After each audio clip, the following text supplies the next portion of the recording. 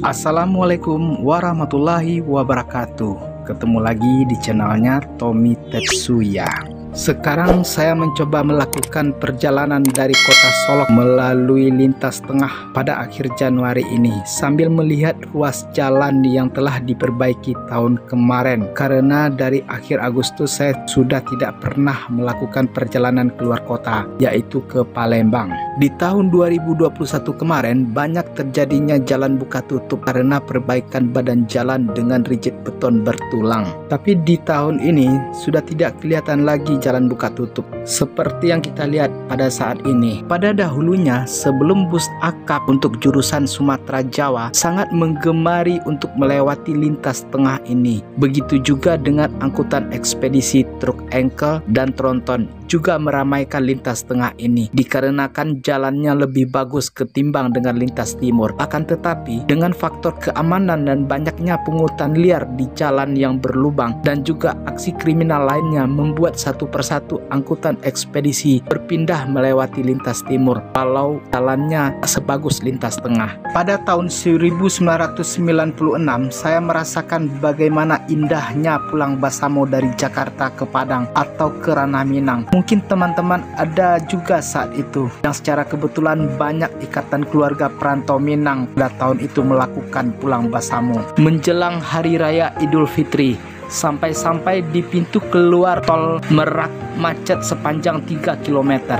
Saya saat itu berangkat pada malam hari dan melakukan penyeberangan di tengah malam. Bahkan di dalam kapal rata-rata diisi oleh perantau Minang yang melakukan perjalanan untuk pulang Basamo. Pada saat itu seakan kapal feri itu disewa oleh orang Padang atau orang Minang yang memang rata-rata membawa kendaraan pribadi ke Padang. Kebanyakan berangkat malam hari itu gunanya untuk menghindari perjalanan malam di daerah rawan tindak kriminal. Kami saat itu pulang Basamo dengan menggunakan 3 unit mobil pribadi dan saya lihat ada juga yang menyewa bus pariwisata. Terlihat ada spanduk besar di dinding busnya yang juga tujuannya ke Ranah Minang, dan ada juga saya lihat beberapa mobil mewah yang merupakan perantau Minang. Saya dengar dari bahasa Minang yang dia pakai. Sebagian besar banyak menggunakan rute lintas tengah daripada lintas timur. Di dalam perjalanan begitu terlihat kebahagiaan dari mereka yang pulang Basamo, termasuk saya. Apalagi kami hanya bisa bertemu dengan keluarga atau sanak famili hanya sekali setahun. Minus 5 hari menjelang Hari Raya Idul Fitri, jalanan begitu padat dilalui oleh kendaraan pulang Basamo. Bahkan ada satu ikatan keluarga perantau Minang sampai ratusan kendaraan pribadi untuk melakukan perjalanan pulang Basamo. Di dalam perjalanan terlihat rumah makan Padang dan pusat oleh-oleh sangat ramai dan penuh dengan kendaraan pribadi yang membuat mereka pun ketiban rezeki dari perantau Minang. Di tengah perjalanan juga terlihat pos keamanan operasi ketupat yang membuat suasana begitu hangat, apalagi disediakan tempat istirahat dan juga pos pelayanan kesehatan bagi pemudik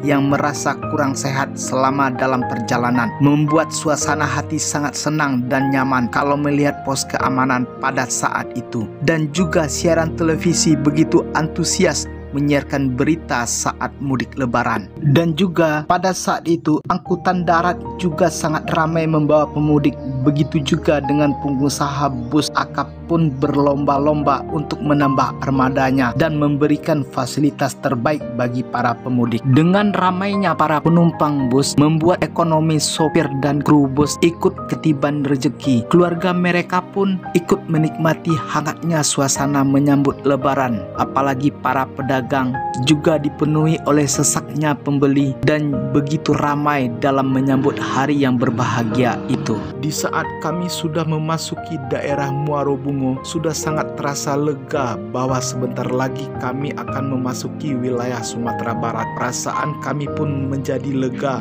dan gembira setelah melewati perjalanan yang panjang yang sangat melelahkan. Sungguh banyak kenangan kami di lintas tengah ini, apalagi kalau sudah memasuki daerah Lubuk Linggau. Perasaan was-was akan terjadinya sesuatu yang tidak diinginkan sudah dilewati dan jalannya pun bagus dan lurus. Bagi teman-teman yang mempunyai kisah perjalanan di lintas tengah, silakan tinggalkan komen untuk kita bisa berbagi cerita. Tapi jangan lupa subscribe dan like channel ini supaya bisa untuk berbagi cerita, atau kalau ada kisah-kisah inspiratif untuk bisa menjadi motivasi bagi kita semua yang mendengarkannya. Sebelum saya melanjutkan kisah ini, mari kita lihat dulu perjalanan saya melewati lintas tengah. Sangat terlihat jelas jalan yang bagus dan cenderung lurus. Selamat menyaksikan perjalanan kami ini. Sorry, it's DJ.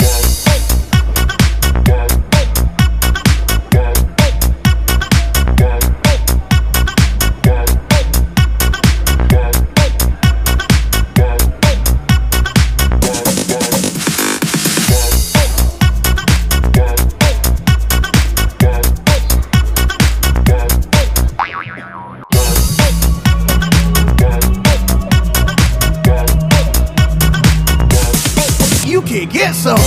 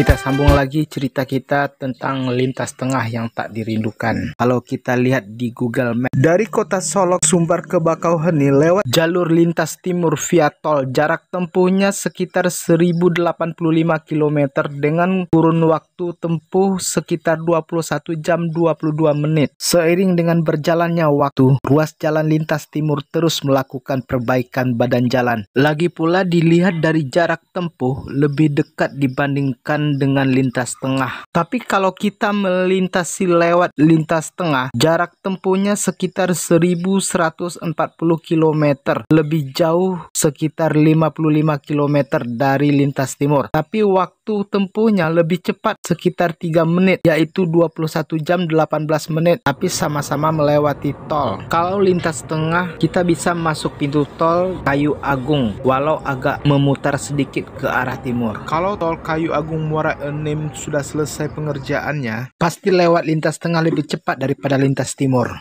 Lagi pula tidak ada titik kemacetan seperti di lintas timur. Dari segi faktor keamanan, lintas tengah sekarang tergolong aman dan tidak perlu lagi menghitung waktu daerah rawan kayak dulu lagi.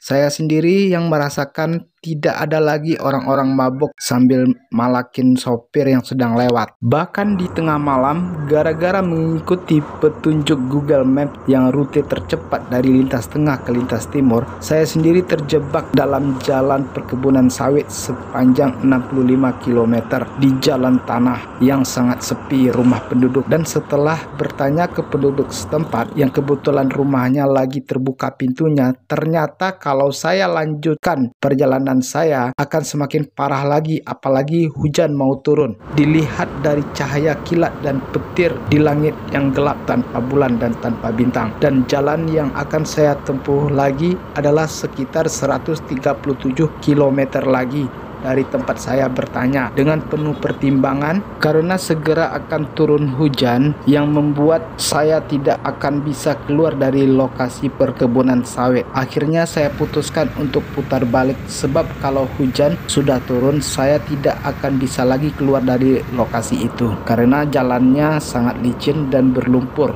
Nanti kita bisa lihat kejadiannya di video selanjutnya. Kembali ke cerita lintas tengah. Dengan tidak diminati jalur ini baik dari angkutan ekspedisi maupun angkutan bus antar kota antar provinsi yang juga berpindah ke lintas timur, membuat mobil pribadi juga ikutan tidak meminati lintas tengah ini. Padahal sepanjang perjalanan saya merasakan begitu nyaman melewati lintas tengah karena jalannya bagus dan sangat sedikit sekali jalan yang berlobang. Tapi memang saya akui melewati lintas tengah pada tengah malam sangat sepi sekali kendaraan di sana dan saya pun hanya jalan sendiri di tengah malam pada saat itu. Bus yang melintasi lintas tengah, saya lihat kebanyakan bus yang berasal dari Medan, yaitu ALS dan Medan Jaya, dan ada juga beberapa bus lainnya yang arah ke Bengkulu, yaitu busan Siliwangi antar Nusa. Kalau bus yang berasal dari ranah Minang, yaitu bus NPM kelas bisnis yang konvoi bersama saya untuk beberapa saat. Saya juga melihat rumah makan Padang tidak seramai dahulu lagi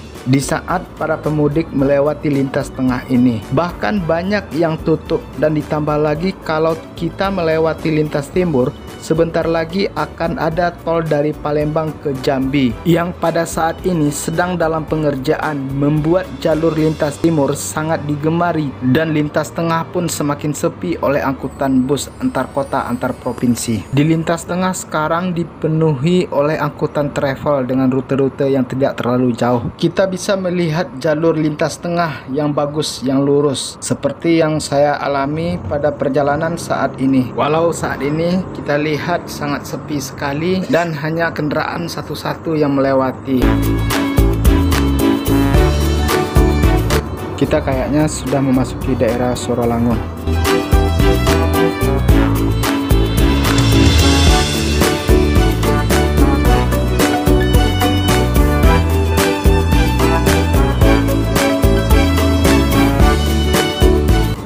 Sekarang hari sudah mulai senja. Dan ini kita berada di daerah Lubuk Linggau.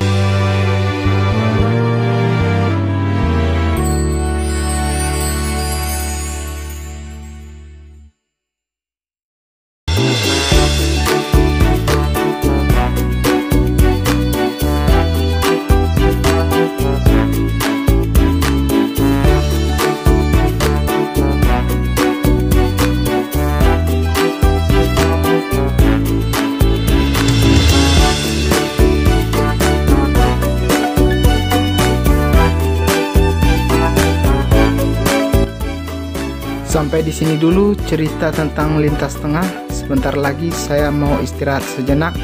Nanti kita sambung lagi dengan kisah terjebak dalam kebun sawit sekitar 65 km di jalan tanah.